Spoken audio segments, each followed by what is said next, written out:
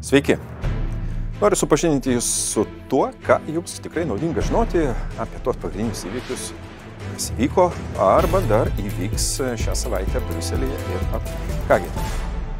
Tarptautinis žurnalistų konsorciumas, įėjo ir Indrė Makaraitytė, iškrapštė, kad mano kolegos ir mano pasirašytas laiškas dar praeitų metų Liepos mėnesį, kreipiantis į aukštąjį atstovą poną Borelį, tiesiog siūlant ir reikalaujant, kad laikinasis Rusijos diplomatinis atstovas Europos Sąjungoje Kiril Loginov, kuris yra įtariamas šnipinėjimu prieš Europos Sąjungą ir tuo pačiu kenkdamas Europos Sąjungos interesams, turėtų būti išsiųstas.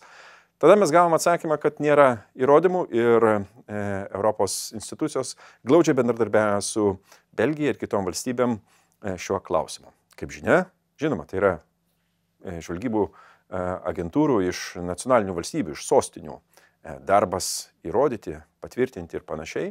Bet aš netikiu, kad taip jau viskas yra švaru.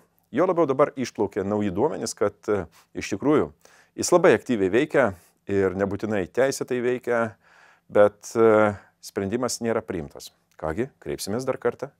Kągi, dar kartą priminsime, kad iš tiesų tie, kurie veikia prieš ES interesus, negali būti ES teritorijoje. Nesvarbu, ar jie yra diplomatai, verslininkai, ar šiaip taip vadinami įdomus, paprasti, kuklus ir kultūringi piliečiai, kabutėse.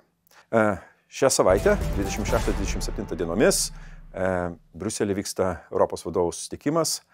Na, kaip niekada, aštrios temos vyrauja, tai yra artimieji rytai, žinom, kas vyksta, tai yra Ukraina. Ekonominiai dalykai, konkurencingumas ir eurozona, vadovai turi priimti įdomius sprendimus. Rasti bendrą tekstą ir situacijos įvardyjimą Izraelio ir Gazos kare. Taip, įvardinti Hamas teroristus tiesiogiai, aš labai to tikiuosi. Na ir kaip tai bus pasakyta? Ar tai bus reikalavimas, kad būtų taip vadinama humanitarinė pauzė? Ar bus pasakyta kita? Nemanau, kad bus lengva surasti bendrus apibrėžimus, kadangi situacija dar toliau kaista. Ar ne? Kuo šis susitikimas yra įdomus? Būtina rasti sprendimą dėl ilgametės finansinės perspektyvos, kitaip sakant, ilgamečio ES biudžeto peržiūros susitarimo. Kur čia yra esmė?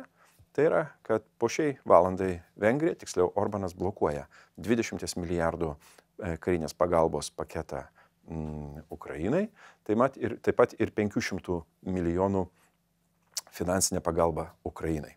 Jis nori, kad jam pinigai būtų pervesti apie 13 milijardų, tiek yra sustabdyta, įšaldyta pinigų iš ES pusės. Ar bus pasiektas susitarimas su tokiu nepatikimu politiku kaip Orbanas? Nežinau, bet kažkas tai bus. Šią savaitę Užsienio reikalų komitete pristačiau savo pranešimą, tai yra ES integracijos tąsa, gilinimas ir ES plėtra. Labai įdomios temos, aš sakyčiau, nebūtinai jos taip jau sutampa ir panašiai, bet akivaizdu, kad mums reikia keisti kai kurios sprendimus. Vienas iš tų pavyzdžių yra sankcijos. Jeigu mes ir toliau, vienbalsiškumo principų priiminėsim sprendimus, jau atsirado ir Ficų į Slovakijoje, turime Orbaną, ko mums dar reikia, kad mūsų kojos rankos būtų surakintos. Būtina daryti tam tikras reformas ir aš to nebijau. Šį penktadienį, mylėjai, 6 valandą mano biure ir galerijoje Savicko mes turėsime parodą Artiomo Azarovo,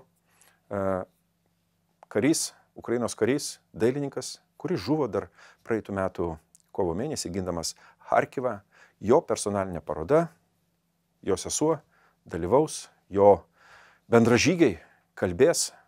Labai įdomi paroda ir tokiu būdu mes dar kartą parodome, kad ir meninė kalba reikia kalbėti apie tai, kas darosi Ukrainoje ir kaip sudėtinga apginti savo šalį, bet žmonės tą daro.